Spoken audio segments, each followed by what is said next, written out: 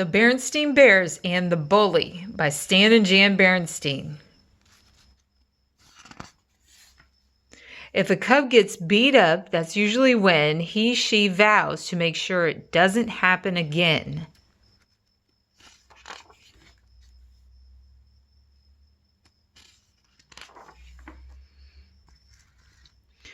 One day, Mama, Papa, and Brother Bear were busy in the yard when Sister Bear came home crying. Her face was scratched and dirty, and her clothes were torn. "What happened to you?" asked Mama. "Please tell us," said Papa. Brother couldn't believe how beat up Sister looked. Her jumper and blouse were torn, her face and fur were a mess.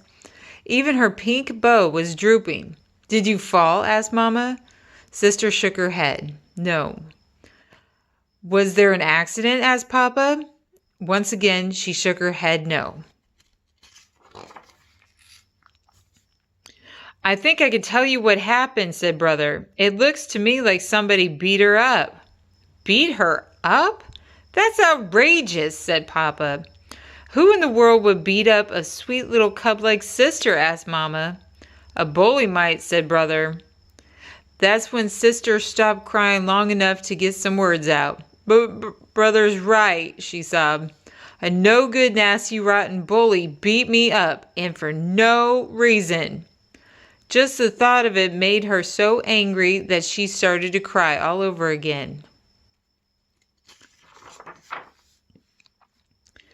Mama and Papa helped Sister up the steps and into the house. After a drink of water, she calmed down enough to tell them what had happened. "Lizzie, Queenie, and I were playing tag on the playground when this new cub, a no-good bully named Tuffy, stuck out a foot and tripped me. So I got up and said, 'Why don't you watch where you put your feet?' Before I knew it, what was happening, it was pow, bam, whammo. And I was flat on my back with this Tuffy character sitting on my chest, rubbing dirt in my face." "Outrageous," roared Papa. "Where's my hat? I'm going over that playground," and Mama pulled Papa aside. "You're doing no such thing," she said. "But something has to be done," Papa said. "Indeed it does," agreed Mama. "But right now we have to take care of Sister." She turned to call, "Brother, would you please get me a wet washcloth?" "Where's Brother?" "Don't know," said Sister. "He was here one minute, and the next minute he was gone."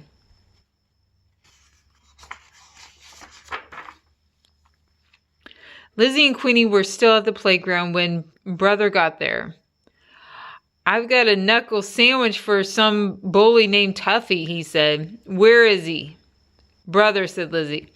"I think there's something you ought to—" "Never mind the small talk," he growled. "Just point me out and get out of my way." Lizzie shrugged and pointed to the small building that housed the boys' room and the girls' room. But there was no one there. No one, that is, but a little girl who was coming out of the girls' room.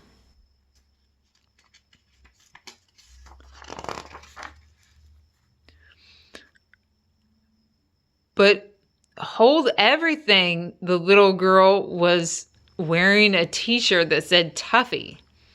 "You're Tuffy?" said Brother. "Yeah," she said. "Want to make something of it?" But you're a girl," said Brother. "What did you expect me to be, an eggplant?" said Tuffy.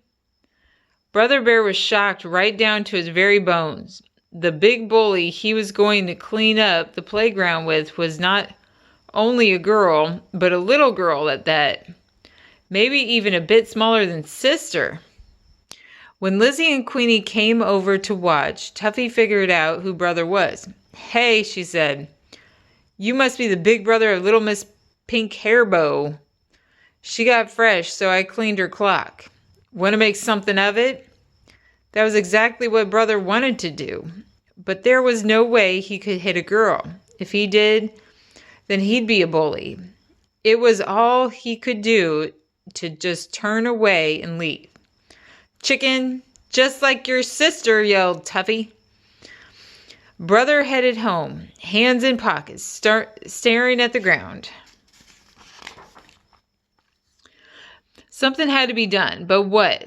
As he passed the school, Brother got an idea, but he would have to hurry. It was Friday afternoon, and the school would be closing for the weekend.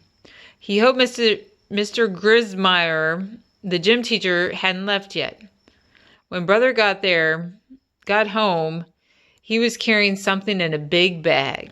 Instead of going through the front door, he quietly opened the side hatch and dropped the bag into the cellar. Then he closed the hatch and rejoined the family by going into the front door.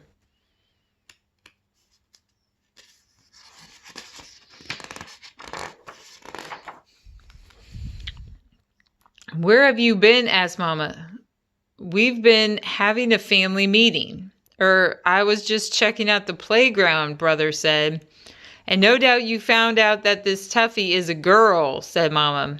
"We've been discussing the situation and have pretty much decided that the best thing for Sister to do is to simply avoid this awful toughie person. Then, too, you'll be at school and you can keep an eye out on Sister. What do you think of that plan?" "It's okay," said Brother, "but Sister's the one that got beat up. What does she think?" "It's okay, I guess," said Sister. "But what I'd really like to do is punch that toughie nose right through her face, then kick her in the shin, then knock her down and..." "Now, Sister," said Mama, "we've been through this. All that." "Good," thought Brother. "Sister and I are on the same wavelength."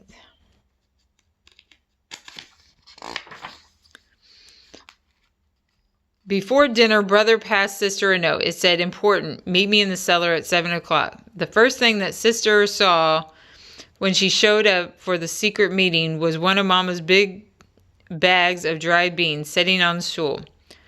There was a drawing of a face marked Tuffy. Take to it. And Brother was standing beside it, holding the bag he had gotten at the school. He also had a book. "What's this all about?" asked Sister. "It's about that Tuffy character, and you not getting beat up again," Brother said.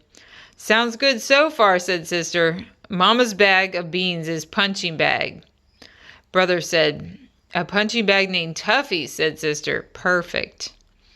She gave the beans a pretty good punch. "Not bad," said Brother. "What's in the other bag?" Sister asked. "Boxing gloves," Brother said. "And this book is called The Art of Self-Defense." "Where did you get all this stuff?" asked Sister. "From Mr. Grismeyer. I told him I had a friend who was having trouble with a bully. We've got it just for the weekend. It goes back Monday morning." "Then what are we waiting for?" Sister said. "Let's get started."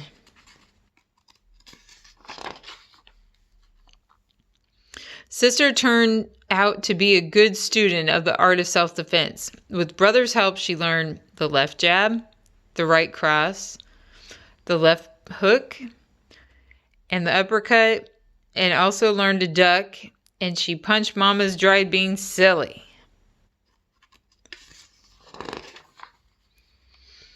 "Well, you learned quite a lot over the weekend," Brother said on Monday morning, "but there's something very important for you to remember. You still have to avoid Tuffy.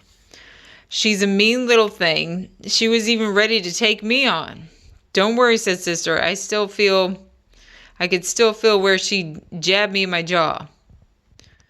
Sister did a good job of avoiding Tuffy. She avoided her all day on Monday and all day on Tuesday. But at recess on Wednesday, Tuffy did something so mean and nasty that she just had to do something. Tuffy was throwing stones at a baby bird that couldn't fly. "Stop that, you bully!" shouted Sister. "You'll hurt that baby bird." "Well, if it isn't little Miss Pink Hairbow," said Tuffy.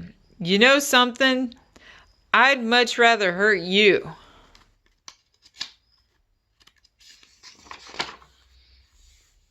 She rushed at Sister with her hard little fist ready, but Sister was ready too. She had her left out and her right up. protecting her jaw. When Tuffy threw a hard right, Sister ducked, then hit her square in the nose with a right cross. That quickly, Tuffy found herself sitting on the ground with a bloody nose.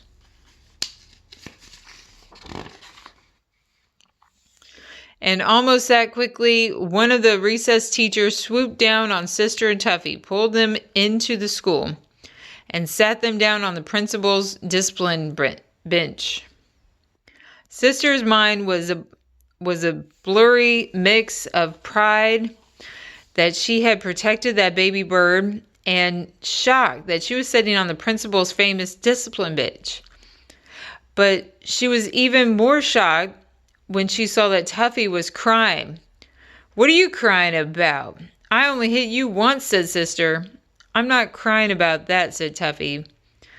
"Then what are you crying about?" Sister asked. Couldn't help wondering why could make a cub as tough and mean as Tuffy cry.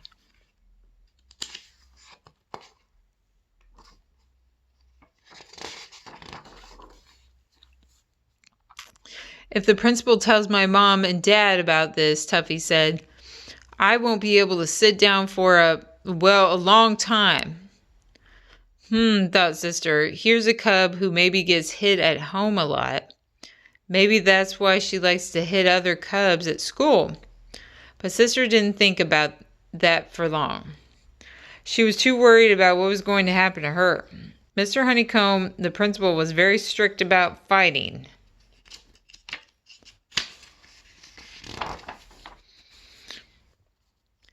The way it turned out, one of the other recess teachers had seen the whole thing and told Mr. Honeycomb that Sister was just trying to protect the baby bird. So Mr. Honeycomb let Sister off with a warning. As for Tuffy, the principal didn't call in her parents, but she did lose a week of recess, and she had to visit the school psychologist twice a week for quite a while.